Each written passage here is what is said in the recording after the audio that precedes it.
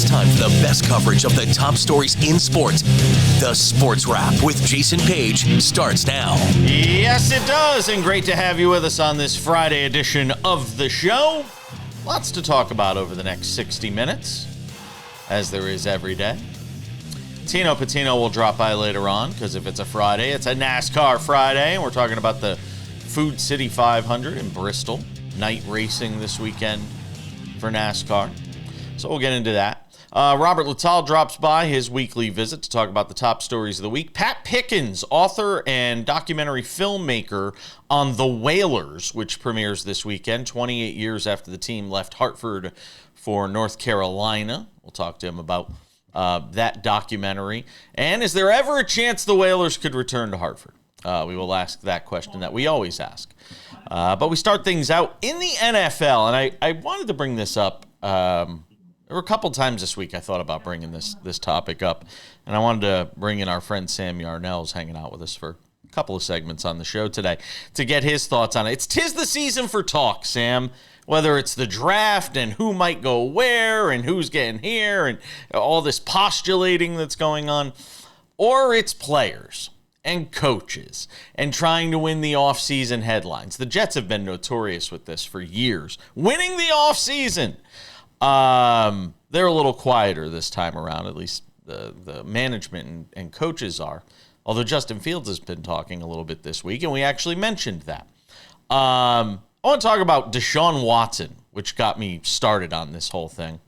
Deshaun Watson putting out a video on social media talking about it's about proving the naysayers wrong. Now, I'm going to say one thing in his defense. One thing. As a player, from a can he be redeemed as a player standpoint. And here it is. And when I say this, I want to see your genuine reaction, Sam. Deshaun Watson is still only 29 years old. I mean, that's crazy to think about. That Deshaun Watson is still only 29 years old. And it feels like it's been a lifetime of him, around the league. And it feels like he should be so much older with everything we've been talking about through all these years. It feels like a lifetime ago he played in Houston. But Deshaun Watson still is only 29 years old. Yeah, I mean, when you put together, it makes sense based on, when he was good, right? As simply put as that. On the subject of this, social media video he put out, it speaks very loudly that yesterday he put out this video or the day before or whatever. Yeah. And this morning the Browns signed Joe Flacco. I mean, no, Deshaun Watson, you're not coming back. You're not ever going to be good. Just quiet down and accept that you are really one of the biggest mistakes in recent NFL history. Like, you're only making it worse by doing all this stuff, man. Just stop. Okay, but hold on. Can he really make it worse? There's no worse. 100%. No, the bar is below the ground, as our friend Matt Verderam said on social media yesterday. The bar is below ground. He can't make it worse. He's got to do something to pump himself up. I have to be honest, of all the Deshaun Watson things we've ever talked about on this show, and God knows there's been plenty in the first 16 months we've been doing this TV show, this is the one I probably have the least problem with, because you know what? The guy's got to do what the guy has to do to try and up his value. Yeah, I get it, but, well... What else is he supposed to do? I don't. Because, again, players in the sort of situation and circumstance in which Deshaun Watson has found himself should understand that the end has found them, whether it be too early or not. And you gotta quiet down and just fade back into the shadows. Absolutely not. Again, only gonna make his public image worse. It can't be worse. It's below ground. Again, it's below ground. The bar is so low, it can't get worse. So I disagree fundamentally with the point that it's only going to get worse. And telling somebody at 29 who still physically might be able to play, and again, we don't know. Obviously, the Browns feel like they know. But let's also be honest, the Browns' decision-making and evaluation of talent, not necessarily the greatest. I'm not saying I'm rooting for Deshaun Watson, because that would be impossible. But I do think it is. I do think it is interesting to see him try to put on this front, this face of I can come back. Let me move away from that for a second. First I saw down play, Christian McCaffrey $2 and $1. do one of these a couple Back of weeks to McCaffrey, ago. straight ahead this time with a seam. Skis his way inside the 10. First and goal, San Francisco. What do you make of Christian McCaffrey at this stage of his career? The talk and versus the reality of what he is for a Niners team that desperately needs him. Well, it's completely different than the Deshaun Watson thing. I mean, good for Christian McCaffrey. Yeah, the thing is, Christian McCaffrey's got, a demonstrated history of being successful in the league. Quite frankly, Deshaun Watson doesn't. In terms of the practicality of Christian McCaffrey for the 49ers, no.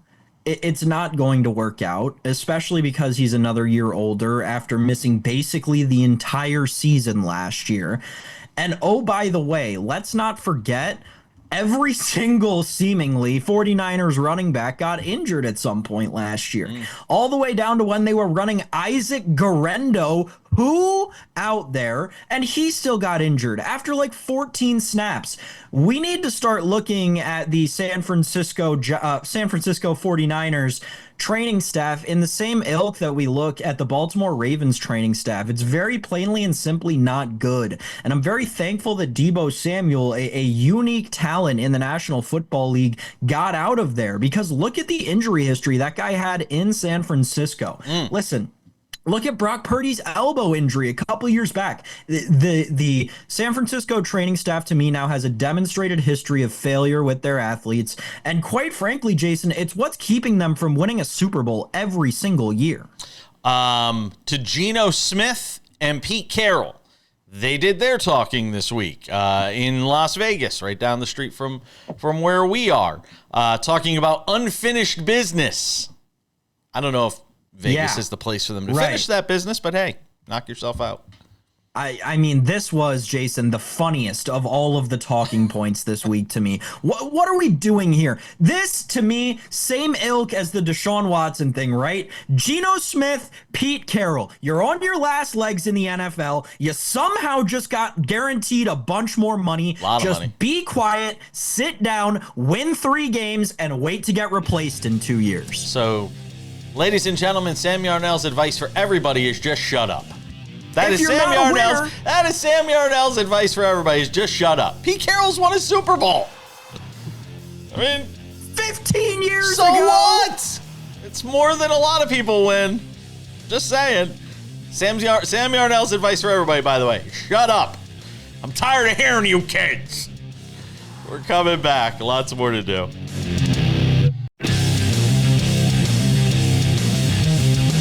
Thank you for being with us on this Friday edition of Sports Wrap. It is a Friday, and that can mean one of two things. Either Tino Pattigno is here to talk NASCAR, which he will be later in the show, or Robert Littal is here, our friend from Black Sports Online, the founder, the creative mastermind behind Black Sports Online. Just told me he's going to a Dodgers game this weekend, so I am jealous. Can I tell you, I lived in California. I lived in Palm Springs for 5 years. I've still never gone to a Dodgers game. I've still never gone to a Padres game, and I've still never gone to a Angels game. Wow. And I'm a huge baseball fan. I love the Padres stadium, too, right off the water. It's beautiful. Yeah, I'm definitely going to get to a Padres game. I also want to get to a Diamondbacks game because that's not too far from where I am in Las Vegas either. I'm not a fan of going to live sporting events as I get older. I'll just watch it on TV. Matter of fact, we had this conversation. We actually had this conversation on the show yesterday, and I'll actually bring you into it here for a second.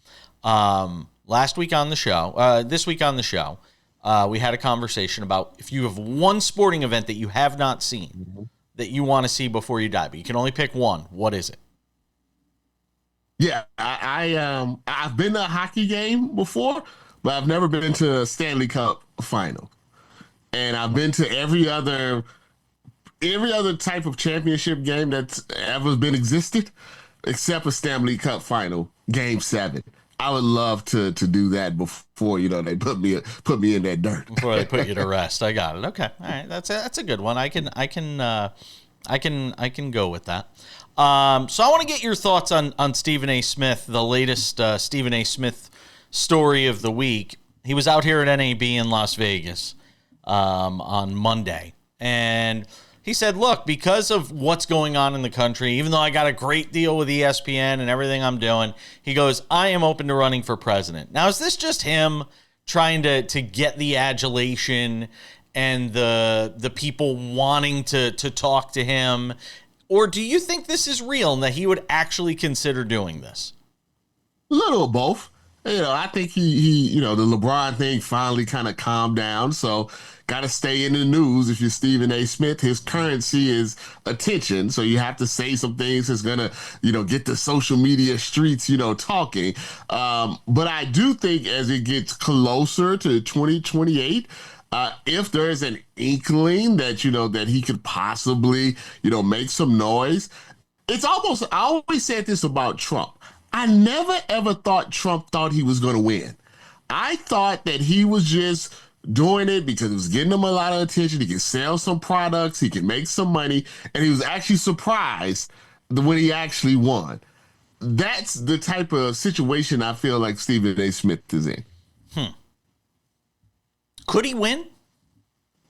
Yeah. Well, look who we voted for. Look at us as a country as a whole. I mean, that's the way I look at it. Like, I always say this almost every day. A civilized society would not do X, Y, and Z is whatever I'm seeing, that's out there. But the United States of America does it often and almost daily.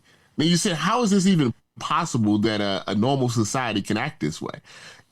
So at this point, if you asked me this 4 years ago, 8 years ago, are you crazy? This is silly. This is ridiculous. Why are we even talking about this? But now I don't put anything by this country right now. If tomorrow I saw that they wanted to bring slavery back and I had to go report, I would believe it. I honestly would believe it. I always wait for sort of the Nickelback effect with Stephen A. And it's never happened. Like that point where there's just so much of somebody, and we've seen it through time with various things. Eventually they turn on you, and it goes the other way, and then we rebuild you, and there's these cycles. But Stephen A., it feels like, has never gotten off that top cycle of just being out there and there being so much of him, and then the fall.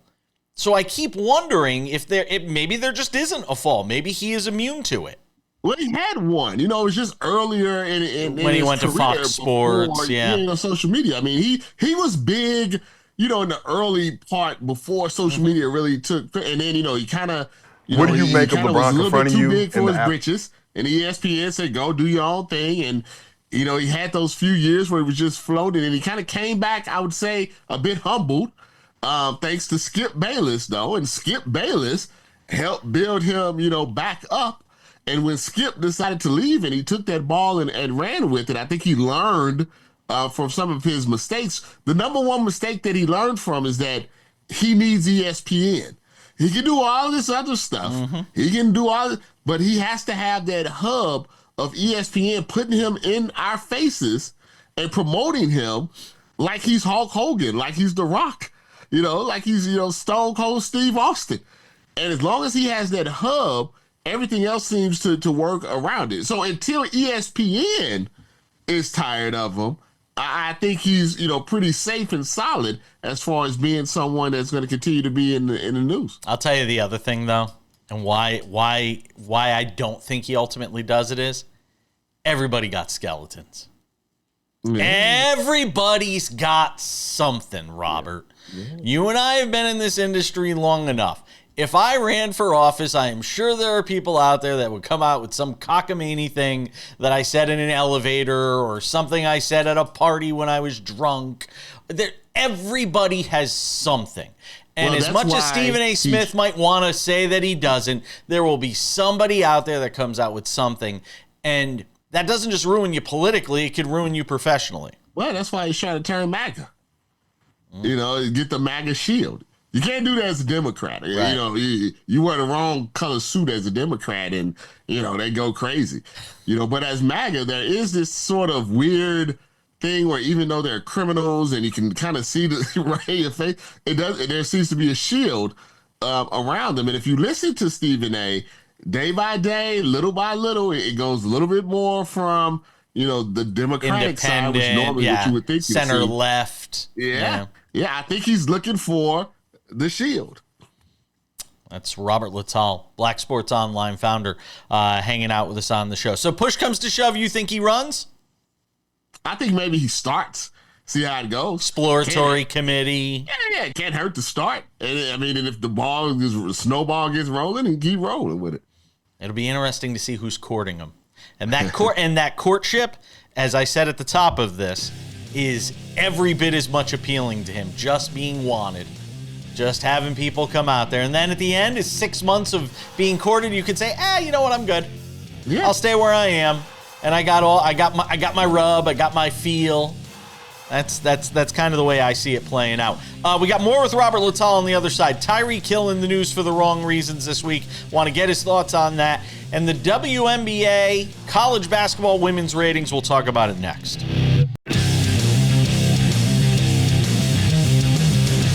Welcome back to the show on this Friday. And if it is a Friday, we're hanging out with our friend Robert Littal from Black Sports Online, their founder. Does everything. He's like me. Does everything. I wanted to get your thoughts on Tyreek Hill. We talked about it on the show yesterday or the day before when this news hit about what happened with him earlier in the week, this domestic incident, and you start to add it all up when it comes to Tyreek Hill. And, some people have been wanting to say wrong place, wrong time, all of this. But when you start to add it all up with a guy like Tyreek Hill, what's your end conclusion? He's not a good guy. I mean, he's a great football player, which kind of allows him not to be a good guy. And, this goes all the way back to college, where he had the arrest for, assaulting his pregnant girlfriend. And, I'm one to believe in second chances because like we talked about before, none of us are perfect. All of us have had a bad day. All of us have done things that we regret, things that we think we wish we could take back. But it's the sum that to me is the problem, that there seems to be every other year there's some issue. Did he hurt his kid? He has all these multiple, baby mamas. He got lawsuits from women, and there's on the balconies. It's just a culmination of things, and like people always tell, when people show you who they are, you got to believe them. At some point, I think there's enough. I would say there's enough real evidence and circumstantial evidence to at this point to say this is a guy that has some issues, anger issues, and some violence issues, and if he didn't play football at a high level, would he be in jail, right now? So what do you do if you're the Dolphins then? They're not going to do anything. It's the NFL. Unless it's on tape, you're fine. Yeah. I learned that a long time ago with, Ray Rice and others. If you're not on tape, Deshaun Watson, 20, 30, we give you 6 games and a guaranteed contract. They don't care about that. They care about public perception. And if there's no tape, they feel like they can get around it. I am glad Ray Rice 2 games. I am glad you mentioned Deshaun Watson while I have a second here, because we were talking about him at the top of the show, and this is the season of the NFL where there's talking, whether it's who's going to go where in the draft and people trying to raise stock, lower stock, all of that stuff. And then there's the players that are talking, whether it's Geno Smith and Pete Carroll talking about unfinished business, and everybody's trying to, get the hype videos ready. And Deshaun Watson was part of that this week. He put out this video of him working out. And I said one thing at the top of the show that we all seem to forget with Watson. For all the off-the-field stuff that we could all sit here and condemn him for all day, he is still only 29 years old, Robert. Mm-hmm. And it's hard to believe because it feels like it's been a lifetime of news about him. He's done. I mean, let's just be honest with you. He's no done. Chance, huh? You don't think there's any chance? He's done. He has to think about it like this. Let's even say physically he gets back after turning this thing double. If you're an NFL team, and I know I just said this, but this is an extreme case. If you're an NFL team, why would you even bring him in? There's nothing to show that he's going to do anything that he hasn't done before. and I'm assuming he's going to want, some decent money. What would be the upside of bringing in a Deshaun Watson, to your program? I don't think he's going to get another chance. I think he should be happy. He got a lot of guaranteed money. He's probably going to be able to be rich for the rest of his life. Him and his fiance should just, go to Europe, hang out at Fashion Week and live their lives. But as far as the NFL, I mean, when the owner comes out at the owners' meetings or at the combine and say, "Yeah, we screwed up. We made a mistake. I'm sorry." That's a good sign that you're not quite welcome back. Well, it's going to be interesting to see what they do in the draft because they just signed Joe Flacco today. Mm-hmm. They still have Watson under contract and on that team. Do you go with a Shedeur Sanders? Mm-hmm. I mean, what are they going to do as far as the draft is concerned? Do they go quarterback this year? Do they try to ride it out with one of these guys? I mean, he's going to get training camp. He's going to get preseason games. He's going to get an opportunity to show that he can still play. I mean, I'm just saying, 29 years old, it's awful early to rule somebody out that had so much promise at one point. We forget how good he was with Houston. Well, the thing about it, even with Houston, is that his best year was when they went like 3-13, 4-12. It was a lot of garbage time. Like, he to me, with quarterbacks, it's just something about it. I just don't think he had whatever he had. I don't think he has it anymore. I think it's gone. and then maybe it's the personal stuff. Maybe it's the Browns. I don't know. I feel like most NFL fans will overlook a lot of different things. Yeah. I think it's almost universal that nobody wants Deshaun Watson on their team going forward. So like I said, I could be wrong, but. Yeah, normally I'm not. There it is. See, I like a little ego in there. All right, last one before I let you go. The ratings down substantially for the women's Final Four. What do you attribute it to ultimately? Is it more of a endorsement of just how big Caitlin Clark was? Has some of the buzz for women's basketball worn off? Where do you go? Yeah, I mean, it's Caitlin Clark. No matter how people try to put it in the gumbo and mix it up and make their own narrative, she was massive. And it had nothing to do with people being racist. It had nothing to do with her being white. She was just a lightning strike. She was a rocket. She was a meteor. The stuff that doesn't come around. She was, don't come around for 75 years. That was a once in a lifetime type of situation. And the women's basketball should be happy that they only lost 50%. If a Marvel movie the second week only lost 50%, Kevin Feige would be happy about that. You don't want to lose 75, 80%. I think it lets you know because, Paige is white. And I've always said there's tons of white, WNBA players. So that really, to me, never had anything to do with it. She was just an anomaly that's probably not going to happen into another generation of even Juju Watkins wasn't going to be pulling in, those type of numbers. And it's still sad to me that we're still kind of having these narrative conversations about her because when the WNBA starts, it's going to be the same thing. Her ratings are going to be bigger than everybody else's. Her stadiums are going to be bigger than everybody else's, and people are going to try to make excuses for it. But when she win that WNBA championship, I'm sure they'll figure out something else to say, too. That's true. Robert Littal, founder of Black Sports Online. Check out his work there. Enjoy that Dodgers game you're going to this weekend. I am jealous. Yeah, it's going to make me bankrupt. Maybe I might have to sneak in my own food. Like going to the movies. I like it. All right, Robert, always appreciate you, my friend. All right, have a good one. We're coming back. Welcome back to this special edition of Sports Wrap. Anybody who's watched the show, listened to me in my radio iteration, I've always had a passion for sports teams that leave their cities and what happens to those cities afterwards. And if anybody's ever heard our hockey conversations on this show with Dennis Bernstein from SiriusXM NHL Radio, thefourthperiod.com, EJ Raddick when he comes on, I always bring up somehow the Whalers at some point in a conversation whenever I get the opportunity. So I thought it was a great idea to get this guy on because this weekend is the 28th anniversary of the Hartford Whalers departing the city of Hartford for North Carolina, where they'd become the Carolina Hurricanes. And every year on the 13th, I watch the final Whalers game, and I sit in front of YouTube and I cry. This year, I have something different to watch, and we will explain that in just a moment with our special guest on the show today, Pat Pickens, author, and now I can say documentary filmmaker, which probably he didn't plan to have on his list of things a couple of years ago when he wrote a book called The Whalers that he put out. What year did you put out The Whalers? 21? 21, yeah. 2021, he put out a book called The Whalers, and now he has a 90-minute film that will premiere this Sunday on NBC Sports in Boston. Where will it be available after that, Pat? So it's going to actually be pretty available on the NBC family of networks. So I've been keeping this close to the vest because we didn't have an official announcement to make. But yeah, we're going to premiere it in Boston on NBC Sports Boston, the home of the Celtics, on Sunday the 13th.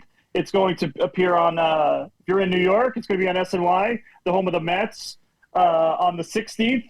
And if you're in Greater Philadelphia, we're going to be on NBC Sports Philadelphia on Easter Sunday, the night of Easter Sunday. So, we're going to do a bunch of screenings, a bunch of TV viewings. So SNY, NBC Sports Boston, and NBC Sports Philadelphia for now, and then we'll see where it goes from there. That is fantastic. So this chronicles basically, and I haven't had a chance, in all full disclosure, I only got a copy of the documentary yesterday. I have not had a chance to screen it yet, but I'm fully aware of the book. I know of your work, so I wanted to have you on to walk us through what this 90-minute documentary is going to show people. It's going to show people, I think what it's going to show people, and what I strive to do with this process in the Whalers is basically to showcase, there's a lot there in 90 minutes, but it's really to showcase that this is, people might know the logo, people might know the brass bonanza, people might know, what I like to refer to as the enduring kitsch of the Whalers. And we get into all that. So we get into how the brass bonanza was unveiled. We chronicle the logo. Actually, we got Peter Good on camera, the creator of the logo. Right, he passed in 2023, but we had interviewed him on camera in 2022, and it's really special to have him in the film, especially again since he passed away less than a year after we spoke with him. But yeah, it's going to chronicle the whole history of the Whalers, and I think, Jason, you lived it to some degree, but I think it's to me, it's to prove to people that this is more than just the logo. It's more than just brass bonanza. It's that this was a team. This was a hockey team. Like Wayne Gretzky would come to Hartford and play games. Mario Lemieux. I remember watching Mario Lemieux. Yeah, and I think we get caught up in the logo and the nostalgia piece and playing at the shopping mall and forget that in some cases that this was somebody's favorite team. That this was, a lot of people's favorite team, even though it's from a bygone era, and the economy really doomed some things, and Chuck Kate and I talked. He said it's an economic story, this history of the Hartford Whalers, but that there was a team there that played the NHL hockey for 18 years. That it was the only major professional sports team in Connecticut's history, and so we chronicle how it got there, why it left, and all of the kind of weird, quirky things that happened in between. And how they live on it, that's the amazing thing, is how they continue to be more relevant than ever. Well, what is it about this franchise that does keep them so relevant and keep them alive? Who is it, aside from you and your work, who is it that keeps this franchise alive, and how do they do it? It's weird because it's not, it's definitely not me, but it is the logo. The logo is so phenomenal. It is brass bonanza. I think there is a level of group, people are coming to realize how far ahead of its time the organization was. They invented the team store. They were the first professional sports team with a team store. We touched on this in the film, had Chris Berman to speak about it, that, the whole, derision, which I'm sure you heard, Ranger fans used to deride Whaler fans, you play in a shopping mall with the song chant. But now how that's the thing now, right? Atlanta is like the envy of baseball because it has retail, it has dining, it gets you to the place and you stay for the game. And the Whalers did that, 25, 30 years before Atlanta did. So, and then I think there is this level of, I would say, curiosity that Hartford was a major professional sports market. So like you watch the crawl on ESPN, or you turn on ESPN2 for a hockey game at the Hartford Civic Center, and you would see Hartford across the bottom, So there is that level of nostalgia piece for people of a certain age, where as we get older, we long for our youth a little bit, and that Hartford could be a major league market. It was the smallest market ever. But and again, it produced so many incredible people that are still around the game. So we spoke with Ray Ferraro and Pat Verbeek and Kevin Dineen and those guys who are still around the game and are at the highest levels of the sport that love talking about Hartford, which I'm personally grateful for, because I wouldn't have even had a book if not for many of those tales from many of those people. And but yeah, it's definitely that uniqueness of Hartford as a. Wait, Hartford was a major league sports stat. How about that? Yeah. The documentary premieres this weekend. Look forward to seeing it, and we'll have more of my conversation with Pat Pickens next week on the show. We're coming back with more Sports Wrap. Don't you go anywhere.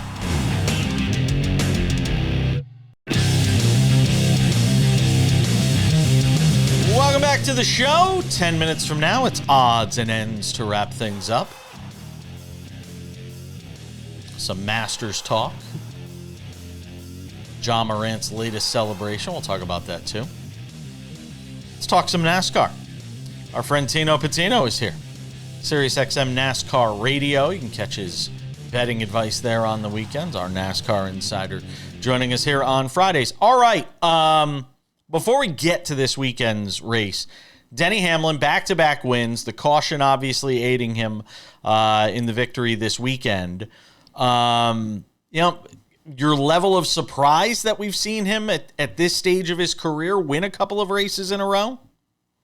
I'm not shocked. It's Denny Hamlin, and he's one of the drivers throughout his career who's able to get the most out of his car. And out of a long green flag run like we saw, the caution did come out. But another thing that's important to note is his pit crew. His pit crew was ultimately the reason he won that race, getting him from, I believe, top 5 position, top 3, wherever he was in the field to first. That's the most important thing. Wherever he was to first. And once you're in first in clean air in NASCAR overtime and Denny Hamlin, it's pretty much a done deal at that point. We've seen that happen to him before. Actually, the same exact way that race played out, we saw in Richmond 2024 NASCAR spring race, and Denny Hamlin did the exact same thing, NASCAR overtime, but caution between the 5 and the 23 as well.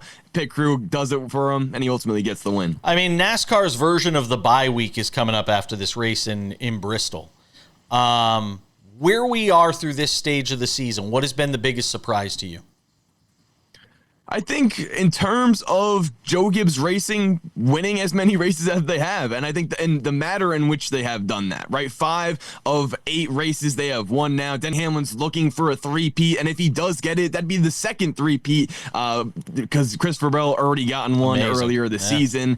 That's been my biggest surprise, because Ryan Blaney's been the fastest car every week, hasn't been able to win. Kyle Larson's had a poor performance at Darlington. Chase Elliott's been up there but hasn't able to close the deal. So I think just JGR capitalizing on places where maybe they weren't the fastest cars but still winning anyways is pretty big early on this season. I agree. Who needs the bye week the most? I would say Ryan Blaney. For them to check out their cars, see what's going on, just get a break, because that guy's been the fastest car each and every week, in position to win once again at Darlington, and caution comes out. Nothing he could have done differently or better. The pit crew maybe could get some extra reps because he came in first, exited pit row 4th. Didn't win the race because of it, so hopefully they can get things right. But it seems an issue to be where they're just due for a win. They're in an unlucky streak right now, but when you bring fast cars to the racetrack, it's ultimately going to pan out for them. All right, let's talk about this weekend's race in Bristol, under the lights. This is a race that's gone through some different iterations. Last year it went back to the concrete surface. For a few years it was the dirt race. I got to ask this, and I know we haven't talked about him a ton this year because he hasn't really been in contention. But we kind of thought maybe at the start of the year, maybe Kyle Busch could get back on track and win a race. I'm not saying be the Kyle Busch of old, but at least win a race. This is a track he's won on it when it was dirt. He's won on it when it was concrete. Is there anything that points to Kyle Busch for you this weekend? Not to win the race, no. I would say top 10 if he's lucky. I mean, he can stay out of trouble if they can put a good car on the racetrack. And he's been able to get some good top 10 finishes out of that team. That's really maximizing their day right now. They're not competitive enough to race for wins, and if he does go out and win this race at 30-1, which I believe he is, then good for him, because that's exactly what Kyle Busch is, able to do. Go out and win races in cars that aren't necessarily the best in the field. But when you have guys like Kyle Larson, Denny Hamlin, Christopher Bell, Ryan Blaney, all right now at the best of their game, I don't see Kyle Busch being that much of a factor, as much as we would like to think he would be, especially at a track like Bristol, which it's one of his best tracks. Now, maybe it was a little foreshadowing on your part that you mentioned Denny Hamlin potentially winning 3 in a row the way Christopher Bell did, because Denny Hamlin won at this track last year on the concrete. So what do you look at this week? I mean, where are you going in terms of from a handicapping standpoint? And is Denny Hamlin your guy? He has to be. He has to be one of them at least, because he has 11 top 5 finishes in the last 14 short track races. Like you said, he won this race last year, and they have a lot of momentum right now. So when it comes to Denny Hamlin, I think he has to be on your card, because we saw Christopher Bell win the 3-peat as well earlier this year. I didn't really think it was going to be that easy to do so, and he made it look pretty easy when he got it done, capping it off at Phoenix. So Denny Hamlin, to me, I don't like his price right now, plus 490. I'm seeing the best out there, open up at plus 500. But that's just a driver where when we go to this type of racetrack, it's going to be the best of the best. It's going to be Denny Hamlin. It's going to be Kyle Larson, Christopher Bell, like I mentioned before as well. Like, these are the guys that are going to rise above the rest because of it's Bristol, the concrete type of racetrack eats away at the tires. We won't see extreme tire wear like last year, which was an awesome race. It's going to be more like the fall, in which Kyle Larson dominated that race, and the top guys all rose to the top in that occasion as well. And you mentioned Kyle Larson, who's also up there. If you're looking at betting, from an odds standpoint, he is right there, along with Denny Hamlin. If you're looking a little further down the trough, what do you see?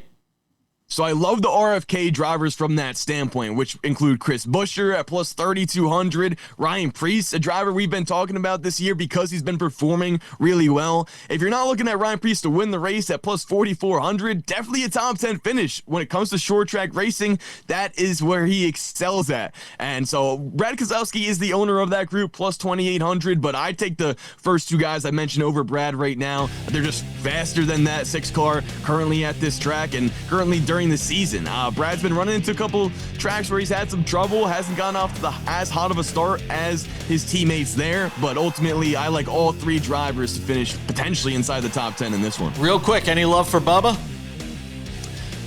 Not too much at this racetrack. Maybe a top 10 and a strong day for him, but he hasn't had too much success here at Bristol. Tino Pattigno always does a great job. Thank you, my friend.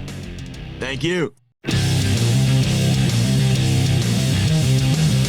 All right, just about time to put the wraps on this week's shows. Don't forget, SportsWrap Weekends available on many of these same affiliates. If it's not on yours, just search around the dial. You'll find it somewhere. Better yet, just watch the show Monday through Friday right here, or you can check out the SportsWrap with Jason Page YouTube channel. All sorts of great content going up there every day. Anything from the show, you will find it there. We have our SportsWrap shorts that we put up there. Not the kind you wear, but the kind you can watch. YouTube shorts, you can go and check those out as well. Also, the SportsWrap with Jason Page podcast, audio version of the show available. All your favorite podcasting platforms: Spotify, Apple Podcasts, YouTube Podcasts, iHeartRadio, TuneIn, Odyssey, Amazon, you name it. Anywhere you get a podcast, you can find it. You can also watch us over on Spotify as well. And without any further delay, ladies and gentlemen, on this Friday, it's time for some odds and ends.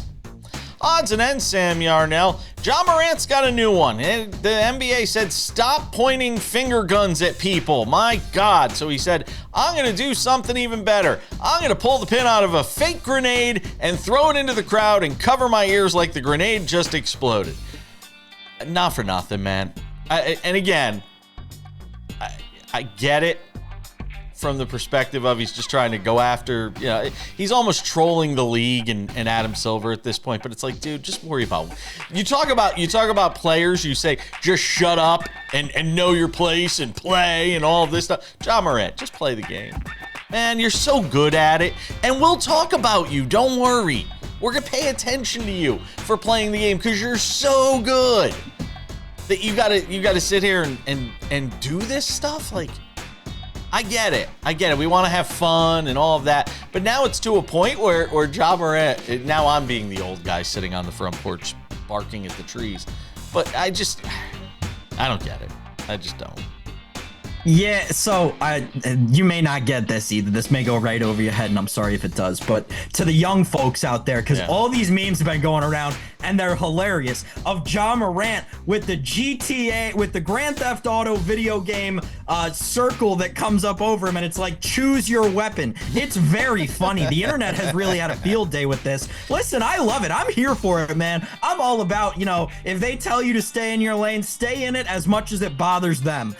So I am all for it. Ja Morant, keep doing your thing. We'll see. I can't wait to see him with a bazooka, a harpoon, a bow and arrow. I mean, let's see it all. I want to see Ja Morant pull out a drone controller and then a drone screen pop up on the video board, and it's like you're launching an airstrike into the crowd. Now that would be funny. Do you remember when Fernando Rodney, you just mentioned the bow and arrow, and it just reminded me of Fernando Rodney for the Rays. Former national. For the Rays, former though. National. Yeah, but he made it famous with the Rays after he'd get the save and he'd point it. Yeah, that's just what I thought of. See, I remember.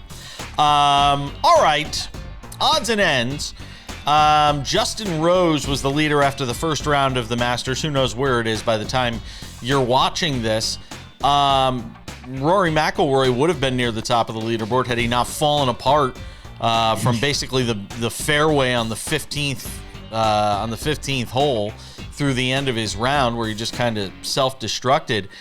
Scotty Scheffler played well in the first round. We'll obviously be watching the Masters throughout the weekend and have a full recap on Monday. But based on what we've seen early on, Sam Yarnell, your prognostications, your thoughts, did any of your betting wisdom sort of go one way or the other? By the way, Michael Kim under par in his first round. And Fred Couples, 65-year-old Fred Couples, with the round of the day, under par. He shot a 1 under in his opening round. Love Fred Couples.